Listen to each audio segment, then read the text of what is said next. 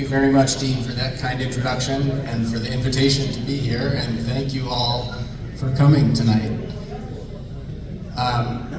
When Dean invited me to speak to you all a few months ago, he said he thought that it might be interesting for people to understand a little bit about what a curator does. And so I'm going to start with that, and then talk about a couple of recent acquisitions and the upcoming exhibition that Dean mentioned. Can everybody hear me okay? Yeah. Hola, hola. Nice. So what does a curator do? I think the term curator has taken on lots of additional meanings that it maybe didn't have when I was a kid. You can now go to a store and see a well-curated selection of books or a well-curated selection of wine and so on. And I think some of that comes from the selectiveness that a good curator has. But really, the word curator comes, in this case, not from Greek, but from Latin, right? From the word for someone who takes care of things. And so that's a curator's main job at a museum, is to look after the collection. And that, of course, can take many forms. So the first thing I would say I do, and that most curators at the CMA do, is a lot of research. And that can take lots of different forms. It can be reading, it can be writing, it certainly is a lot of looking at images of other objects. I'm pretty fortunate that I get to travel a fair amount, and I can look at objects in real life too, in other museums. Often the research is related to CMA objects, but it doesn't have to be, right? The world of ancient Greece is quite expansive, and we've got a wonderful collection in Cleveland, but it doesn't encompass everything there is to know about ancient Greece, or ancient Rome for that matter. And that research then gets shared in lots of different ways. It gets shared, I guess in the most straightforward way, in gallery texts, right? So when you go to the museum and you see objects and you read about them, usually it is a curator who wrote the words that end up on the labels. It goes through a lot of people in between. At a big museum like the CMA, it goes through our education department, and then through our editors, and then through our designers, and then through production. But it starts usually with the curator. We also share our research in talks like this one, or in talks at more professional venues, right? A couple of weeks ago, I was at a conference in Philadelphia where I was speaking to other curators and archaeologists and professors at the meeting of the Archaeological Institute of America.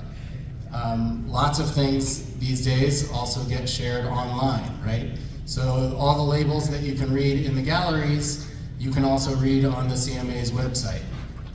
And in fact, that's much easier for me to do. In my office, or even at my house, I can change what it's going to say on the CMA website without going through all those other departments that I mentioned.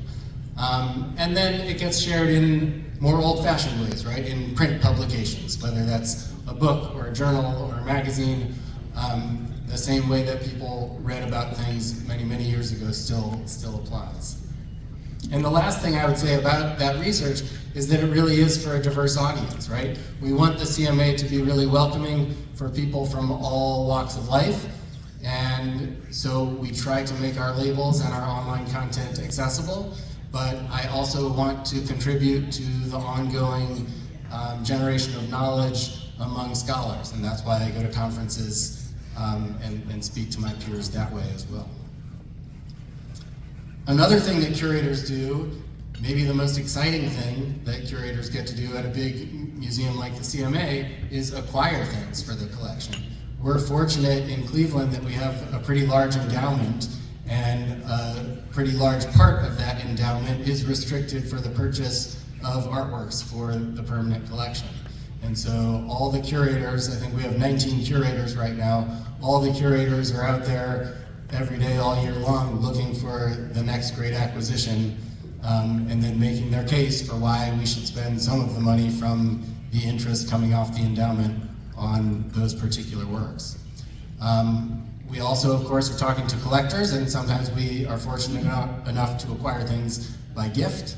And also I guess it's not quite an acquisition, but we borrow lots of things from other museums, from private collectors, and those can be brought in for a special exhibition, like the one that I'm going to talk about, or like Africa and Byzantium. They're only in Cleveland for a few months, or we have long-term loans that are in Cleveland indefinitely. We also work on exhibitions, special exhibitions that only last for a few months, reinstallations of our permanent galleries, right? You can always come to the CMA and see ancient Greek art, even if there's not a special exhibition of ancient Greek art. And so we're always tweaking that display a little bit, and every now and then we will do a full reinstallation. And then the last thing I should mention is the stuff that everybody does in all their jobs, right? I have lots of meetings like everybody else, and emails and phone calls and all that stuff. It's often involving some of the fun things that I just mentioned, but still, it's a job. So, some recent acquisitions. This is a screenshot from our website. If you haven't visited the CMA website, I would encourage you to. It's a pretty phenomenal museum website, and you can search and filter your results in lots of different ways. And if you filter for recent acquisitions in the Greek and Roman department, this is what you'll find. As curator of Greek and Roman art, I would say I don't acquire as much as a lot of my colleagues in other departments. And I think that's largely because it's a little bit more complicated. There are a lot of things that I have to take into account when I'm thinking about bringing a piece of ancient art into the collection. So these are 4 objects that we've acquired in the last 3 years, I guess, 2024, 2023, 2022. I'm just going to talk about the 2 most recent ones, starting with this helmet. Has anybody seen this helmet yet? Nobody? A few people? All right, well, come see it. Hopefully I'll give you enough reason that you'll want to come see it, right? This is what we call a Corinthian helmet. It was made either at the end of the 7th century or the first half of the 6th century BC. So this is more than 2,500 years old. It's made from a single piece of bronze, and you can see the measurements there, but you can also imagine it's the size of a head, right? This is not really an artwork. It's sort of a beautiful thing. It is, I think, a sculptural sort of form, but it wasn't created to be put on a shelf to admire, right? It was created to protect somebody in battle. And if this looks familiar to you, even if you don't study ancient art or ancient armor, it might look familiar because of things like this, right? At the top, you can see a detail from the blockbuster film 300. At the bottom, you can see a couple of details from Greek vases in our collection. If you ask someone, what did a Greek helmet look like? This is probably what they're going to come up with in their mind. It's called Corinthian after the city of Corinth, but in fact, they were made all over the Greek world and into what's now southern Italy and Sicily. But even in antiquity, we know that this particular type was known as Corinthian. A few of the other types you can see here: Illyrian, Chalcidian or Chalcidian, a Pylos type. So they're all a little bit different. What the Corinthian type has that the others don't is, I think, it offers the most protection. It's all one piece. There's a nose guard, there are cheek guards, right? So it protects your face, but the downside to that, of course, is your ears are covered. You probably can't hear that well. Your peripheral vision is sort of impacted. You probably can't see that well. So it's designed for a particular type of ancient Greek warfare, phalanx warfare, right? Where you stand next to your buddies, right? One on this side, one on this side. You've got your shield, you've got your sword, and so do they, and you're all linked together, and the other guys are doing the same thing, and you charge at each other, right? It's not the most sophisticated way to do battle, but if you're wearing this helmet, then your chances are a little bit better, right? Now, why did I think we needed this in Cleveland? The main reason is because we didn't have a very good one, right? And it is, I think, the archetypal kind of ancient Greek helmet. But the other answer, and a few people have already talked to me about this tonight, is that people in Cleveland love the armor court, right? If you ask especially kids, but lots of grown-ups too, what do you like to see when you go to the CMA? They say, it's the armor, right? And you can see all this armor. Most of that armor dates to the 15th, 16th, 17th centuries, right? So it's old, but it's not ancient. It's nowhere near as old as the stuff that you can see in the Collis Family Gallery of Greek art downstairs, even though on lots of vases and other artworks down there, you can see images of people wearing helmets like this one. And so I said, it makes sense. And in fact, since I arrived at the CMA, I've been looking for a good Greek helmet. It's hard to find a good one in terms of quality, but also in terms of the provenance that we need, and I'll talk about that in a minute. It turns out, though, that we do have another Corinthian helmet, and I learned about this soon after I arrived, right? I saw the armor court, I saw our Greek collection, and I said, why don't we have any helmets? And I found that we do have this helmet, which is a pretty spectacular helmet. It's a Corinthian helmet, too. It has inlaid meander patterns. It has incised warriors dueling on top. It's so good that I thought, and other people thought, it's too good to be true. And I thought for a long time, this is an ancient helmet that somebody embellished. They added some things to make it look even better than it was. And so I showed it in 2021 when we did a show called Stories from Storage, which was about replication and reinterpretation, both in the ways that a lot of Roman art replicates and reinterprets in certain ways Greek art, but also that sometimes people in the 19th and 20th centuries replicated and reinterpreted, right? And I'm not saying this was made as a forgery, right? It might have just been made because somebody thought this is a really cool thing. But in 1926, the CMA acquired it thinking it was, in fact, an ancient helmet. More recently, we've continued to do analysis on it, including scientific analysis, and it turns out I was wrong, but not wrong the way that you think. It's not ancient. In fact, it's not at all ancient. I mean, we still have to publish this, so it's not final, but I'm fairly certain that the whole thing is modern. It's not an ancient helmet with embellishments. I think it's just a modern helmet. So, all the more reason that we needed a good ancient helmet, right? I showed a couple of images from our collection, but in fact there are loads and loads of Greek vases that show really, really elaborate, extravagant Greek armor, right? So you might recognize at the bottom left the scene of Ajax and Achilles on a very famous vase in the Vatican by Exekias.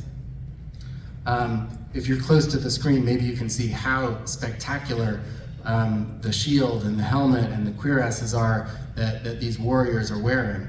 Or on the lower right, you can see the inside of a cup that's in Berlin.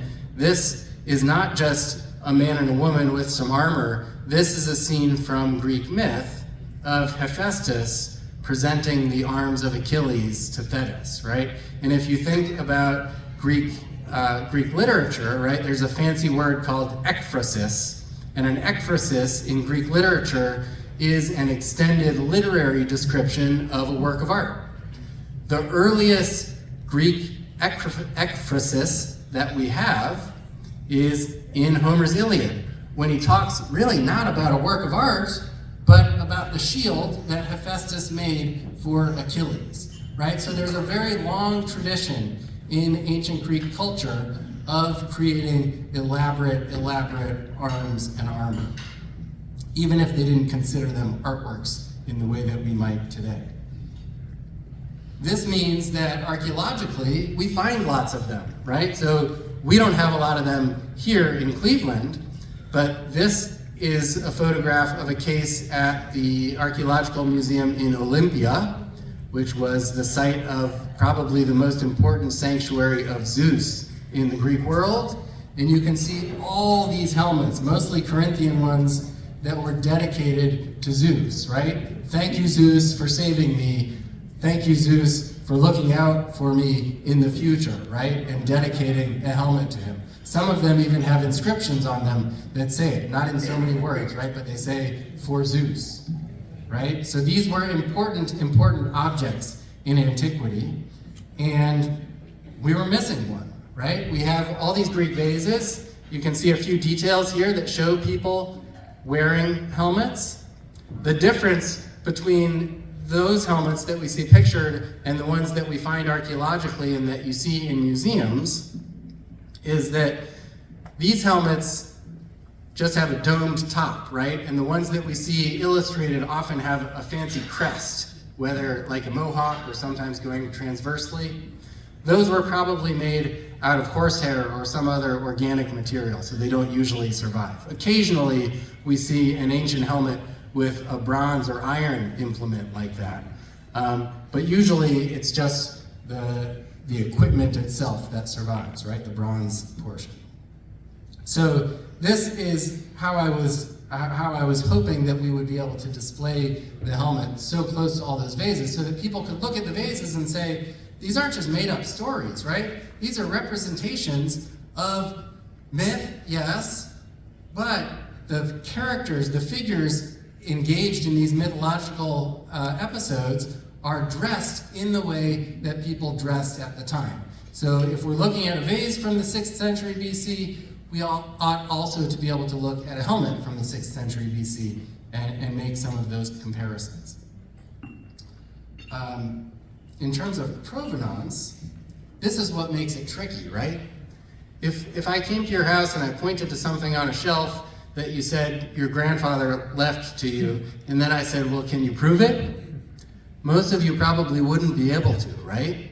And it wouldn't mean that it's not true that your grandmother or grandmother brought this back from Greece or from wherever, right?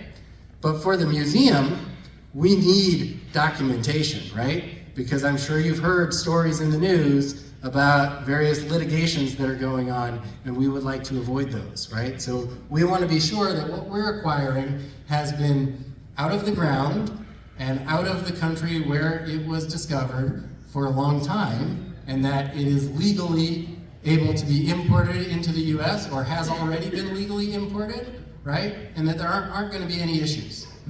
With helmets, that's especially hard because for whatever reason, helmets were not that popular among collectors until the 1980s and 90s. And if a dealer shows me a helmet and they say, look, I know where this was in 1985, but no earlier than that, that's insufficient. And so this helmet not only looks good, but it has this long modern history. I don't know if you can see all the details here, but the important thing is this is illustrated in an auction catalog from Sotheby's in London on the 10th of April in 1934. It belonged to a gentleman named Captain E.G. Spencer Churchill. And if you know those names, Spencer and Churchill in England, right? This is not just some guy in England, right? It's from a famous family, it's well documented, all that stuff is really important for us. And this is just for fun. Later on in its history, after that sale in 1934, it bounced around between different dealers and different collectors. The gentleman that you see wearing the helmet was one of its owners. And this is a gentleman named George Lois, whose name you might know. He was fairly famous as an ad executive, an art designer. He designed, I think, a lot of the covers of magazines like Esquire, and did pretty well for himself and created a collection and even tried on the helmet. And this photo is from a book that he wrote, and this is what he says about it. The Corinthian helmet, it was the one to wear if one was to die heroically in battle. And he goes on to talk about Homer and some of the things that I have mentioned. So just kind of a fun fact. And people have asked me if I have tried on the helmet, and the answer is no. We're not allowed to do that. And frankly, I'd be a little scared that if I put it on, it might not come up. But going back to that image, on on the black and white photo on the right, you can see there's a little tiny hole in the back of the helmet. And if you look at the helmet in the museum or in the bigger color photo, you can see that there's a repair in precisely that spot. And that's really important, right? Because I've also had dealers show me helmets and say, look, I have an invoice. And they'll show me an invoice from the 1950s and it says, bronze Corinthian helmet, 9 inches tall, but no image. And then it's like, well, how do I know it's the same one, right? But this one, we can be pretty certain. Every helmet is handmade, so they're not identical, but they are, in many cases, very similar to one another. So this just gives us added peace of mind. Another thing that we do when we acquire something is really examine it in depth. So this was with a dealer in London, and I went to London and I looked at the thing to make sure it was what I thought it was from the photos, and I thought it looked good, and I came back and I talked to my colleagues. But then, once we brought it to Cleveland, before we paid for it, before we finalized the sale, we had our conservators look at it. We have a great objects conservator named Colleen Snyder, with whom I've worked really closely on a number of things, and she spent a lot of time examining this to make sure everything was what we thought it was. And so you can see these photos under UV light that show some of the restoration that has been done. There's a little bit more restoration than I thought, but I think it's still 90% ancient, which is enough, I think. It would be pretty surprising to get something that's this old and have it be in pristine condition, right? So, if you come to the museum, and I hope you will, this is how you'll see it. Not exactly how I had envisioned it, but pretty close, right? So it's in its own case, right next to the Greek vases, and we have some labels there with photos of details from the Greek vases so that I hope people can understand the connections between these objects. Are there any questions about that before I move on to the next one?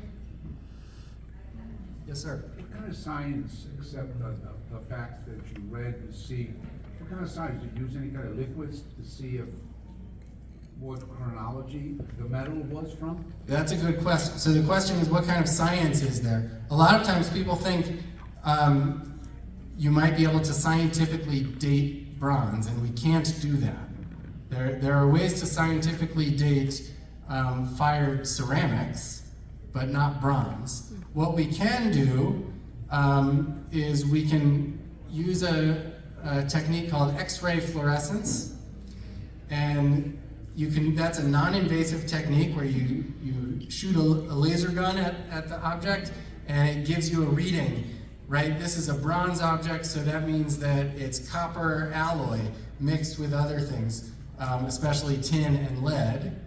And we can get a breakdown of the alloy and say, oh yeah, that looks similar to the alloys used for other bronze helmets. And we did, and it did. So that gave us some peace of mind. XRF is not as precise as we might like, but it's non-invasive. To get a really precise reading, we would have to take a sample of the bronze, actually remove some, and send it to a lab. We don't have that capability in-house. We would take the sample and then we would send it away. But in this case, I felt okay. I didn't feel like we needed to do that. But we did do that with the other one that I doubted, and that's how I feel pretty secure about saying it's not ancient, because the alloy was totally wrong. In fact, that one's not really even what we would call a bronze helmet. It's more like a brass helmet. And there weren't brass helmets in ancient Greece. So there were also issues with the silver that was used in the inlay.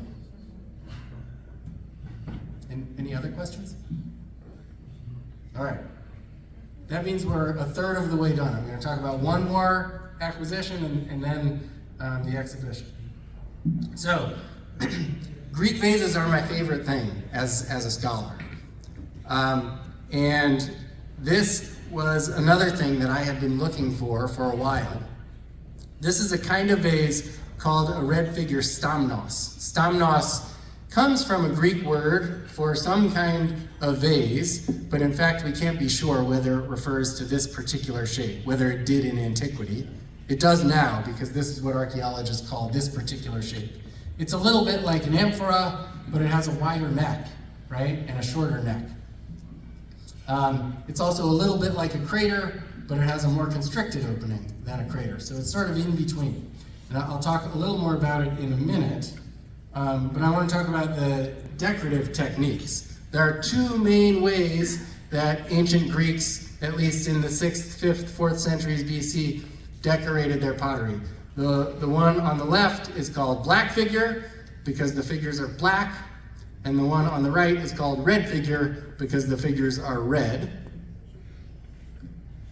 And if we zoom in, you can see some of the differences between them. Black figure was invented first, and this is a little bit counterintuitive, but the red color is the color of the clay. Athenian clay has a lot of iron in it, and so it fires this reddish-orange color. Corinthian clay, for example, is a lot more tan, buff sort of color because it doesn't have that iron content. But in black figure, they painted the figures before firing the vase. They painted them with slip that was made from the same clay as the vases.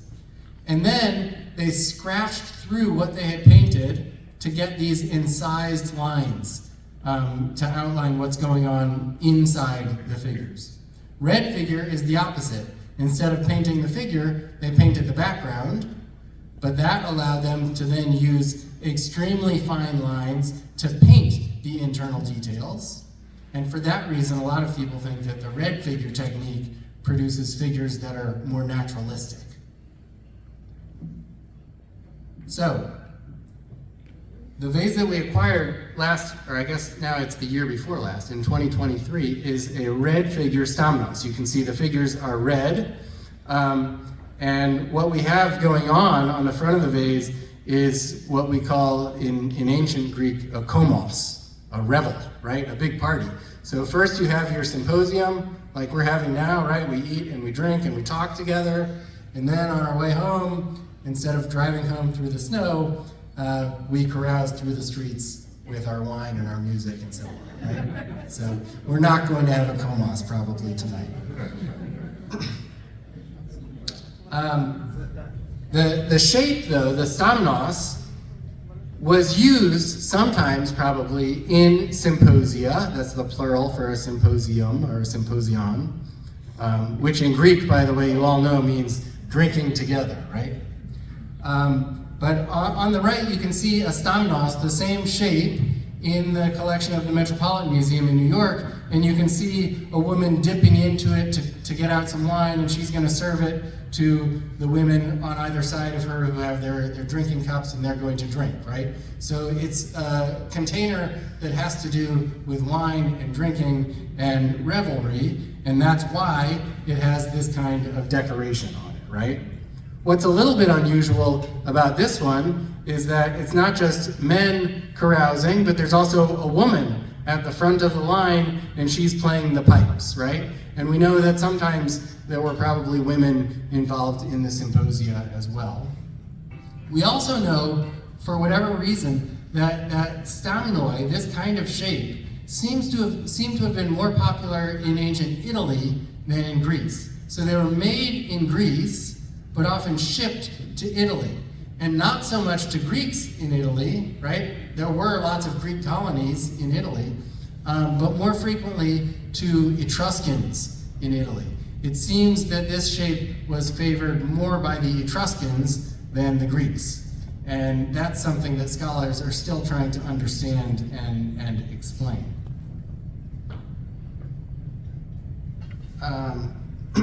The painter of this vase is, that's an extra slide. The painter of this vase is not known by name. We don't know what his or her name was in antiquity, but we call the painter the Kleophon painter. And the reason that we call the painter the Kleophon painter is because the vase in the center, which you can see is so similar to ours, the shape is really similar, and the painted figures are really similar. That's in the collection of the Hermitage in St. Petersburg in Russia. That one has an inscription on it that says, Kleophon Kalos. Kleophon is beautiful. We don't know who Kleophon was, and we don't know who the painter of the vase was, but we need a name for the painter, right? Scholars like me spend their time studying these Greek vases, and grouping them together and saying this one in Cleveland and that one in St. Petersburg and that one in Ferrara, they were all painted by the same guy. Occasionally we know their names, and I'll talk about that shortly. Usually we don't, and so we make up names. There's one guy called the Cleveland painter. There's another guy called the Achilles painter. They have all different kinds of names. This one is called the Cleophon painter, after that vase in St. Petersburg. And the most famous vase of the Cleophon painter is the bigger one that you see on the right, what's called a volute crater. And that one lives in the National Archaeological Museum in Ferrara, in northern Italy. It's a beautiful museum. You went there? Last February, we were there. Wow. It's a great museum, right? Ferrara is very close to an Etruscan archaeological site called Spina. And at Spina, all sorts, hundreds of undisturbed Etruscan tombs have been excavated over the course of the 20th century. And they contain some of the finest red figure vases of the mid-5th century BC. So if you ever find yourself in northern Italy, it's not too far from Bologna. From Bologna, it's a short train ride, and you can go see this museum. There's also a great museum in Ferrara about the history of the Jewish people in Italy, which is also worth seeing. Anyway, this crater in Ferrara has been compared many times to probably the most famous work of ancient Greek art that there is, right? Which is the Parthenon frieze. And there are lots of figures on that vase in Ferrara that can be really nicely compared with figures carved on the Parthenon frieze. And that's not to say that the Cleophon painter had a side gig carving the Parthenon frieze, right? Probably not. But we know that the Athenian ceramic industry was basically in the shadow of the Acropolis. So whoever made these vases knew exactly what was going on up on top of the Acropolis when these things were being carved under the direction of Phidias. And we're never going to have a piece of the Parthenon frieze in Cleveland, but we can have a vase by the Cleophon painter, who's one of the best Greek red figure vase painters working in Athens at the time that the Parthenon frieze was carved. And so for me, it was important for us to have this here. It was a gap in our collection. In the same way that the helmet filled a gap, we didn't have a Stamnos, and we didn't have a great vase by the Cleophon painter, nor really that many vases from that time period, the 440s, 430s BC. We have a stronger collection a little bit earlier in the 5th century BC. So this was exciting for me to add to the collection. And I mentioned the Komos, right? We have other scenes with Comasts, with these guys partying on their way home after the symposium, but we didn't have one from this period. So it's fun to have this one displayed alongside those. The big one at the bottom, by the way, is the name vase of the Cleveland painter. Now, just like with the helmet, it was really important with the vase to make sure that it was kosher, right? That this had been around for a long time, it wasn't illegally excavated recently and sold through the black market, none of that, right? So this one goes back even farther than the helmet. This one is pictured in an auction catalog, this time from an auction held in New York City, January 16th, 1909. And it's been published lots and lots of times since then. Incidentally, it was purchased at that sale by a guy called Mr. Walker, who was a lumber baron from Minnesota. And he went back to Minnesota, and you might have heard of him because he created a huge art collection, and now there's a big museum in Minneapolis called the Walker Art Center. But if you go to the Walker Art Center, you won't see any Greek vases because he decided pretty soon after buying this he wasn't really interested in antiquities. So it sat in Minneapolis for more than a century, and then finally that museum decided we don't need these Greek antiquities, and they sold the few things that they had. One of them ended up at my alma mater at Dartmouth. This one went to a dealer, and then eventually here to Cleveland. And so if you come to the museum to see the helmet, and then you just keep walking through the galleries, you'll be able to see this Stamnos too. Any questions about that? None. Okay.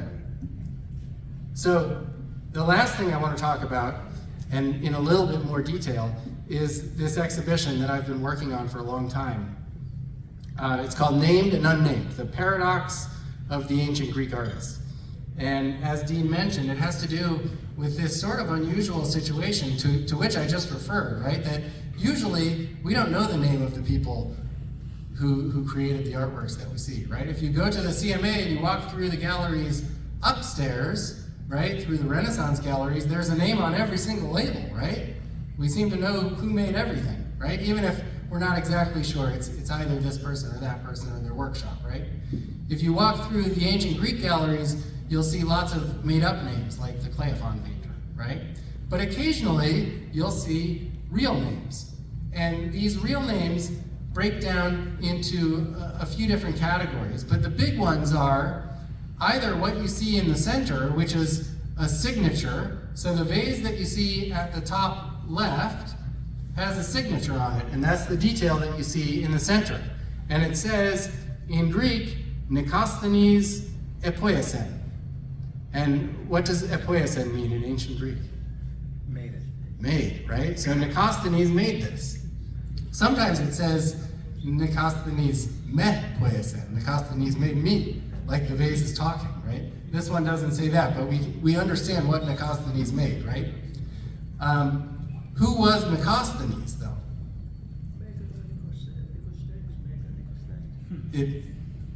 We can talk about what the name might mean, right? But he's not a famous person from antiquity.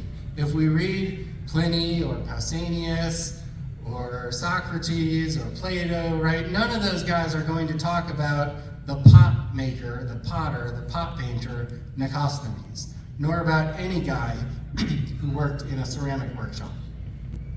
They will, though, talk about other famous artists. And those famous artists tend to be sculptors, right? So this famous Greek bronze, right, which now lives in Cleveland. A lot of people call it the Cleveland Apollo, right? There is a quote at the top of the screen from Pliny, and he's describing the works made by the famous Greek sculptor Praxiteles, right? And he tells us Praxiteles was especially good at making marble sculptures, but he also made lots of things in bronze, and he lists a bunch of bronzes, and one of them, he says, is the youthful Apollo, known as the Soroktonos, the Soroktonos, right? The killer of the lizard, because he's aiming an arrow at a lizard. There's one other, even shorter quote than this that survives in ancient literature that refers to an Apollo Soroktonos, but there's no long description of it. And for a long time, people knew of sculptures like the one that you see on the left in marble that show someone who looks like a youthful god, probably Apollo, getting ready to spear that lizard, right? And so they said that must be the Apollo Soroktonos that Pliny talks about, that was made by Praxiteles. Now, until the Cleveland Apollo appeared in the art market in the 1990s, there was no life-size bronze Apollo Soroktonos known. And so when ours was acquired, it was compared to some of these others, right? Or to some of these, right? It's not only big sculptures, but also little tiny signet rings on the reverse of some coins, right? This was a really famous figure. And so my predecessor, Michael Bennett, and a couple of other scholars said, this might be the one by Praxiteles that Pliny saw. And it might be, but I'm afraid we can't really prove that, right? We have a lot of scientific techniques. And so I've spent a lot of time over the last 5 or 6 years since I've been in Cleveland trying to understand more about our Apollo. and trying to understand whether or not it is the one that Pliny saw, or if it could be the one that Pliny saw, right? I should add, in antiquity, Praxiteles was super famous, but he was not most famous for the Apollo Soroctonos. He was most famous for this sculpture, or a version like these sculptures, right? The original no longer survives, of a nude Aphrodite, the goddess of love, which was at a place called Knidos in present-day Turkey, right? On the Ionian coast, that showed Aphrodite at her bath, right? And this was probably the most famous artwork in antiquity, copied so many times, adapted so many times by so many artists in antiquity and all the way up to now, right? So Praxiteles was a real superstar in antiquity. People went to Knidos to see this sculpture. It would be really awesome if we could say the one that we have in Cleveland is definitely by Praxiteles himself. And so that's one of the things I've been thinking about. Now, how would we know if it is by Praxiteles? That's a good question, right?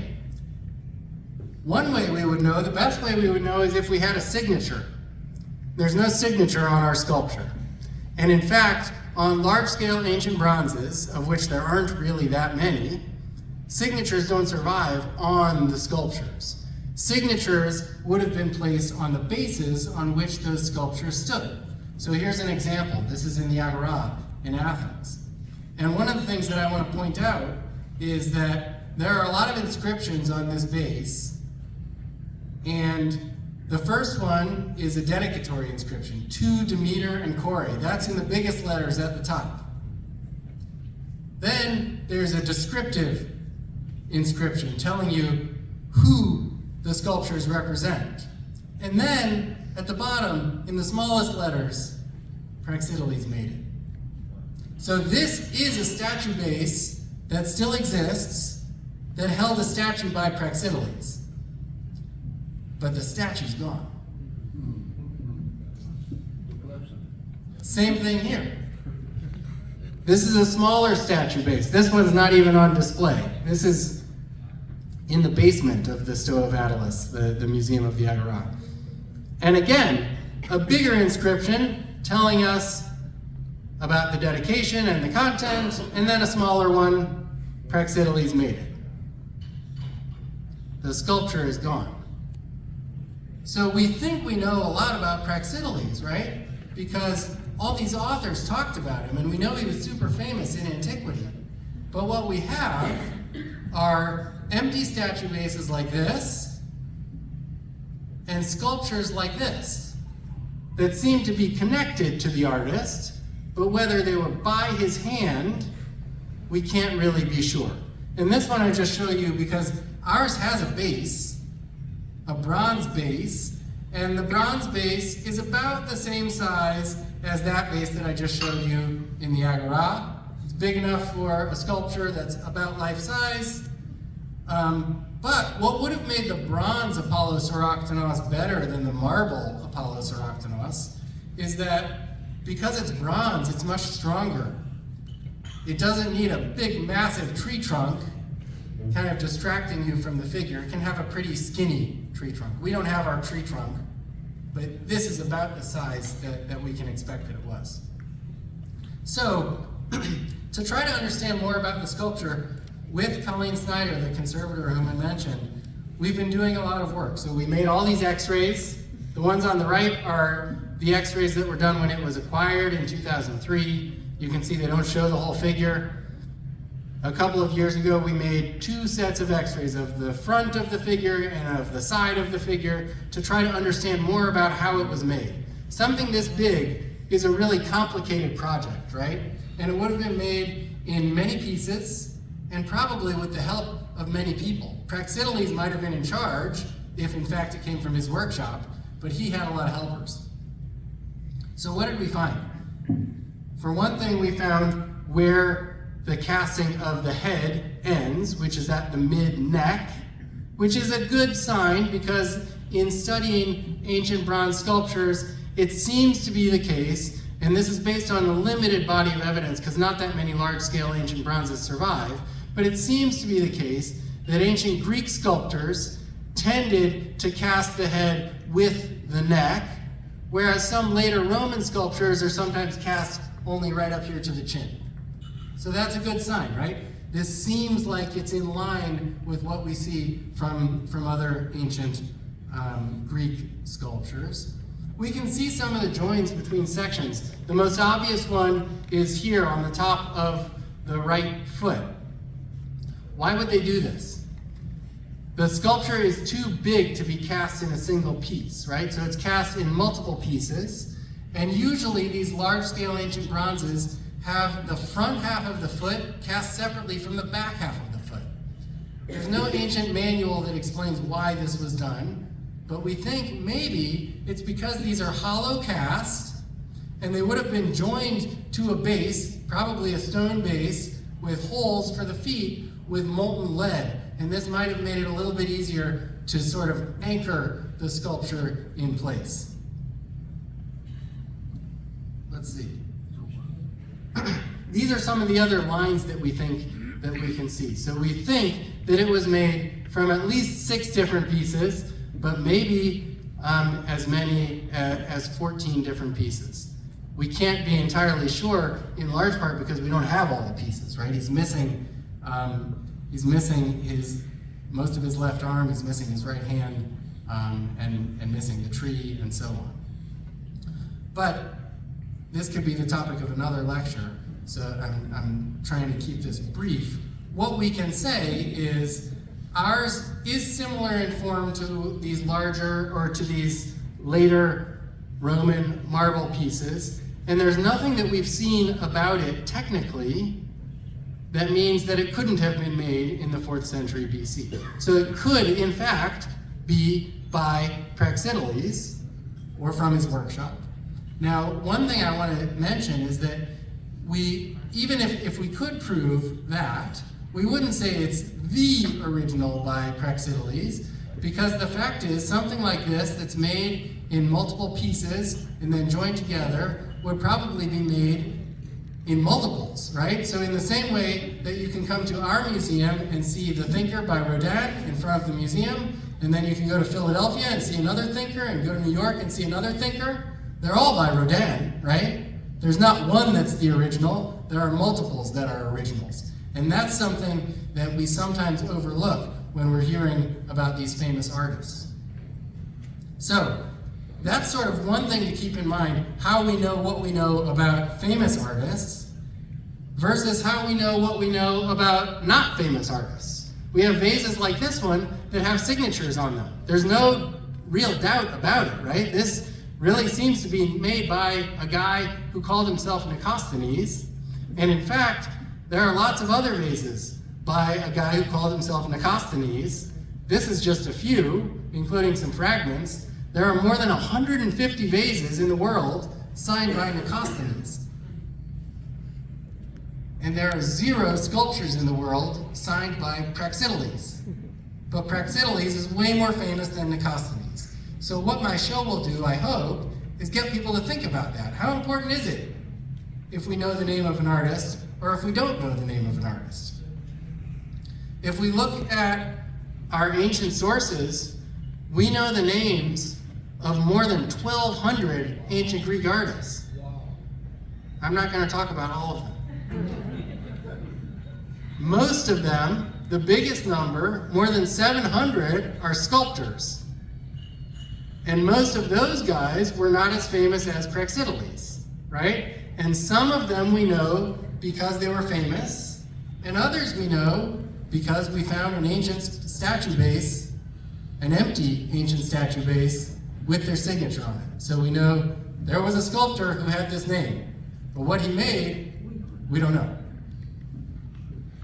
So signatures are one big source for our names. Another source is inscriptions, the signatures themselves, but also inscriptions that talk about ancient artists. And then the last source is ancient authors. So Pliny tells us this, or Martial tells us that. Pausanias tells us this. The problem is they don't usually overlap. So what we read about in the ancient literature is usually different from what we see on the artworks or on the statue bases. So in the exhibition, we'll learn more about ancient artists, we'll look at a few artists in a few different media. So we'll look at vases like this one, which is in a collection in Naples, that shows a pretty fanciful version of a vase workshop, right? These are potters at work, or maybe metal workers, right? But they're not just regular potters or metal workers, because Athena is visiting their workshop, and Nike is visiting their workshop, right? So it's a very celebrated version, right? And then we see more serious versions like this, right? So this artist on the left is a pretty humble looking guy, or the one on the right whose inscription, this is a funerary relief, and he's identified as Publius Cortilius Agatho. He has a Greek name, freedman of Publius, so he was a slave, he was brought to ancient Rome, earned his freedom, and he was a silversmith, right? So this is not a famous artist, but there's a portrait of him. We know what he looked like, we know what he worked on, we know when he lived. We also, kind of amazingly, have the names of people who carved little tiny gems like this. So if you look carefully at the largest one, it has an inscription, Epimenes, Epoie. Epimenes made it. And then, using connoisseurship, comparing that gem to others, scholars have created a larger body of work. So we can say a little bit more about Epimenes or Epimenes. We even have coins that have signatures on them. A single coin, this one's in Boston, has 2 signatures on it. So Nike is flying over this chariot, and she's holding a little placard that says Juanito, and then on the back, there's another name, Eumenos. So we have names of those guys, right? We also have people like Nicosthenes, we have people like Duris, right? Some of you might know the vase at the left, which is one of the most celebrated vases in our collection in Cleveland, but it has no signature. It has been attributed to Duris on the basis of comparison to others that do have signatures, like the one in Athens that's next to it. You can see how similar the winged youths are to one another. We'll also look at ancient wall and panel painters who were also super famous, like Praxiteles, but we have even less material that survives from those guys because they painted on buildings that no longer exist. But we have Greek vases like these that show overlapping figures and really large figures that seem to be influenced by what's going on in wall painting, or large vases like these. We also have Roman frescoes like these that seem to repeat over and over again a similar subject, as if they're copying an original, a celebrated original. So this one, scholars have said, might reflect an original by the famous painter Nicias, who we know painted Perseus and Andromeda. Nicias, by the way, was buddies with Praxiteles, because ancient marble sculptures, you probably know, were painted in antiquity, and so sculptors worked with painters. Praxiteles was asked one time which work of his is his favorite, and he says, whichever one was painted by Nicias. We'll also look at these, but we've already talked about that. The famous artist Lysippus, like Praxiteles, is discussed by lots of artists, and we hear that he created a Heracles epitrapezios, Heracles on the table or at the table, that showed Heracles seated like this. This is one in Cleveland, definitely not the one that Marshall and Statius are talking about because it's marble, not bronze, right? But it is a known type. We have other ones, right? There's a bronze one in Naples, there's another stone one in London, and that one, kind of shockingly, if we want to talk about this as a work by Lysippus, has a signature by somebody called Diogenes. And so these famous artworks were imitated and adapted over and over again as if to show people your own skill as an artist. You can take this famous artwork that was made by somebody else and make it your own, in a way. Lysippus was most famous, maybe, for making the official portraits of Alexander, right? We have a portrait of Alexander at the CMA, and it's influenced by some of the originals, probably by Lysippus. And then the last thing that I want to talk about is this famous competition that Pliny tells us about when he's talking about artists. He says, at Ephesus, where there was this famous temple of Diana, they had a contest. They invited all the best sculptors to come and make a sculpture of an Amazon. And then to decide whose sculpture was the best, they had to vote. And of course, all the sculptors, Polyclitus, Phidias, Cresselis, they all said, mine is the best. And so the winner of the contest was the one who got the most second place votes. None of those originals survive, but we have lots and lots, again, of adaptations, echoes of them from later artists. And some of those, I hope, might be able to come to Cleveland for the show. And with that, I will end. Thank you.